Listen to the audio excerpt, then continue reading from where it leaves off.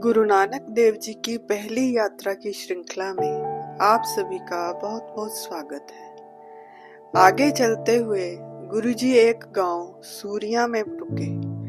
वहां के मुस्लिम फकीर उबारे खान को उनके बारे में पता चला तो वह गुरु जी को परखने उनके पास पहुंचा और सलाम कर पास बैठ गया।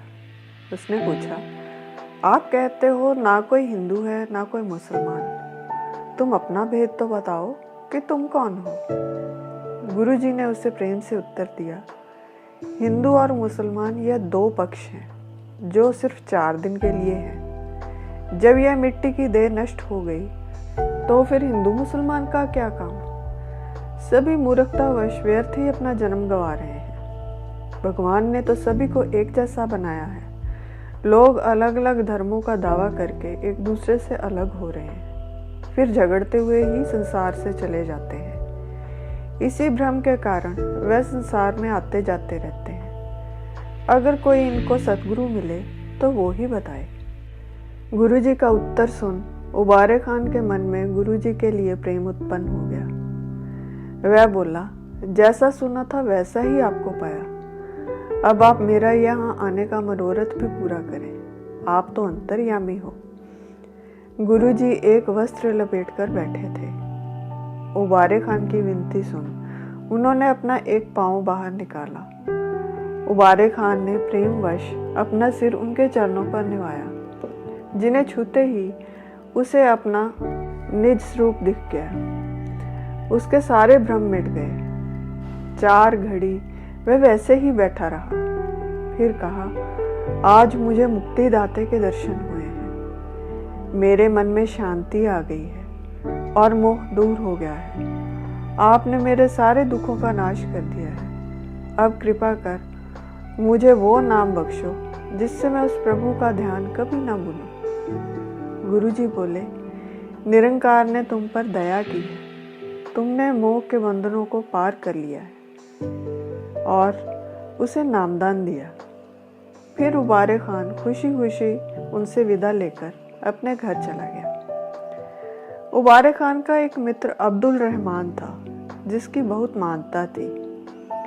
जब वह उससे मिला तो उसने गुरुजी के गुणों के बारे में उसे बताया कि उनके दर्शन मात्र से ही उत्तम गति हो जाती है। जैसा सुना था वैसा ही देखा। यह सुन अब्दुल रहमान को क्रोध आ गया। ईर्ष्यावश उसने कहा, वह कौन अपवित्र हिंदू है जिसके गुण तुम गा रहे हो। मैं उसे उठाकर दूर कर दूंगा। उबारे खान बोला, खुदा ने उसकी देह बनाई है, तुम क्यों उसे उठा दोगे। इस पर भी अब्दुल रहमान चुप न रहा और कहा, तुम तो मूढ़ मत हो जो हिंदू को मानते हो। अपना ईमान त्याग कर कुबोल बोल रहे हो। मेरी मानो तो किसी और से ना कहना। उबारे खान बोला, वह हिंदू मुसलमान नहीं है। जो खुद ही खुदा हो उसे कैसे उठाओगे शेख जी। वह औरों की तरह नहीं है। जब मिलोगे तो कोई बात नहीं सूझेगी और लज्जित होवोगे। जो अपने समान हो उससे ईर्ष्या करो, जो अपने से बड़ा हो उसकी बात मान लेनी चाहिए। इतना कह उबारे खान अपने घर चला गया। अगले दिन उबारे खान सुबह उठा और एक कीमती सुंदर वस्त्र लेकर गुरुजी को भेंट देने चला गया। गुरुजी के पास जाकर जब उसने वह वस्त्र आगे रखा तो गुरुजी ने कहा, खान जी, हमें ऐसे कपड़े शोभा नहीं देते। ऐसे वस्त्र तो राजा पहनते हैं, हम तो फकीर हैं। तुम जो लेकर आए हो वह मुझे पहुंच गया है। तुम्हारा प्रेम भाव संपूर्ण हुआ, तुम खुदा से बख्शे गए। उबारे खान श्रद्धा और प्रेम से बोला, अगर मैं बख्शा गया हूँ तो अपने तन पर इसे धारण करो। अगर आपने इसे वापस किया तो यह मेरे लिए मरने के समान होगा। उसका इतना प्रेम देखकर गुरुजी ने उस कपड़े से 2 चादरें बनाने को कहा। दर्जी ने वैसा ही किया। गुरुजी ने वह चादर ओढ़ ली। उनका मनोहर रूप देखकर उबारे खान बहुत प्रसन्न हुआ। अंतर्यामी गुरुजी ने पूछा, अब कुछ अब्दुल रहमान की खबर दो। हमसे रूठकर उसने कैसे वचन बोले हैं। यह बात सुनकर उबारे खान आश्चर्यचकित रह गया। वह बोला, बिना कहे आपने कैसे सब कुछ जान लिया? अब मैं क्या कहूँ, आप तो सारी सच्चाई जानते हो। उसके कहे शब्द मुझसे नहीं बोले जाते। गुरुजी ने कहा, मुझसे कुछ मत छिपाओ, जैसा उसने कहा है वैसा बोल लो, तुम्हें कोई दोष नहीं लगेगा। उबारे खान ने बताया, मैं तो आपके गुणों का वर्णन कर रहा था, जिसे सुन अहंकारवश वो क्रोध में आ गया और कहा, वह जो अपवित्र हिंदू है जिसे तुमने मित्र बनाया है, मैं उसे उठाकर दूर कर दूंगा। यह सुन गुरुजी बोले, तो चलो फिर शेख का अहंकार दूर करें। इतना कह गुरुजी उठ खड़े हुए। उबारे खान उन्हें लेकर अब्दुल रहमान के पास चल पड़ा। अब्दुल रहमान उस समय पालकी पर सवार हो कहीं जा रहा था। उसके साथ और भी कई आदमी थे। उन्होंने बताया कि शाह जी सामने से तपा आ रहा है। अब्दुल रहमान उनका आदर करने के लिए पालकी से उतर गया। दोनों ने एक दूसरे के हाथों को चूमा। अब्दुल रहमान ने पूछा, अपनी खैर कहो तपा जी। गुरुजी बोले, खैर है भी और नहीं भी। 3 बार अब्दुल रहमान ने यही सवाल दोहराया और गुरुजी ने भी वही उत्तर दिया। तो अब्दुल रहमान हैरानी से बोला, यह कैसे वचन है, जरा मुझे इनका मतलब तो समझाओ। गुरुजी मुस्कुराते हुए बोले, शेख जी, वैसे तो सभी और से खैर है, पर आपने कहा था इसे उठा दूंगा, इस तरह से खैर नहीं है। मैंने कौन सा तुम्हारा देश छीन लिया या माल दबा लिया जो मेरे साथ शत्रुता का भाव रखते हो। अब्दुल रहमान चकित सा बोला, तुम्हें किसने बताया? झूठ बोलता है वो, मैंने ऐसा नहीं कहा। तभी उबारे खान बोला, इसने मुझे ऐसा ही कहा था, अब क्यों मुकर रहे हो? तो अब्दुल रहमान गुस्से से बोला, तुम जाओ अपने ठिकाने पर, हमारी तुम्हारी कोई बराबरी नहीं, हम और तपा आपस में सुलझा लेंगे, तुम क्यों बीच में बोलते हो? उबारे खान बोला, मेरा ठिकाना तो तपे के साथ ही है, वह मेरा पीर है, तुम पीछे से इसकी निंदा करते हो, अब मुंह पर बात करो जो भी करनी है।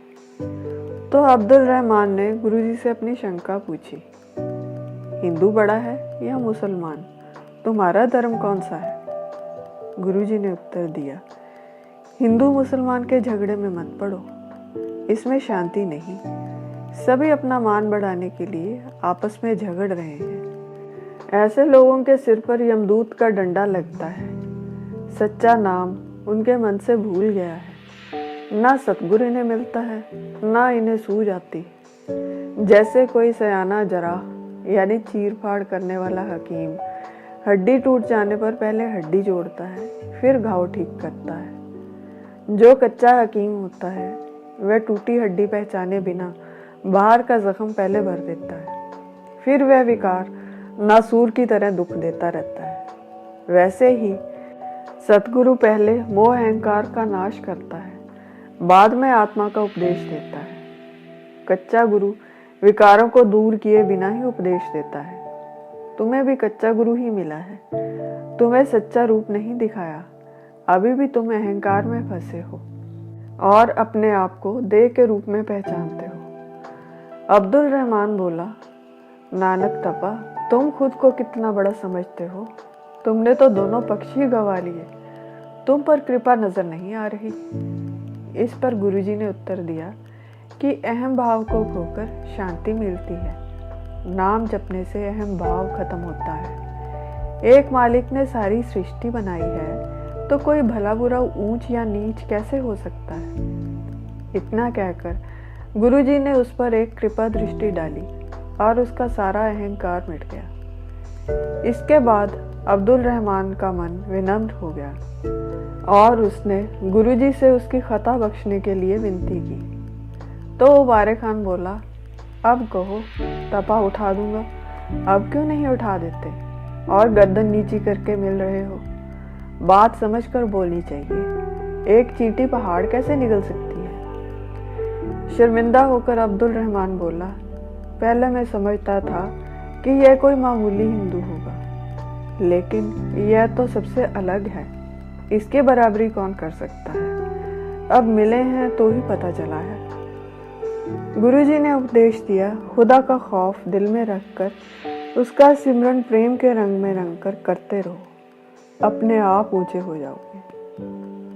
फिर उबारे खान ने गुरुजी से उसके घर चलने के लिए विनती की, तो गुरुजी उसके घर चले गए।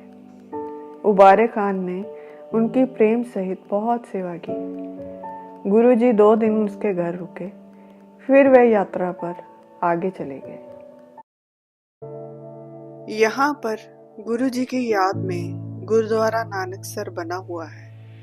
यह अमृतसर जिले के सूरिया गांव में स्थित है। आज के लिए बस इतना ही।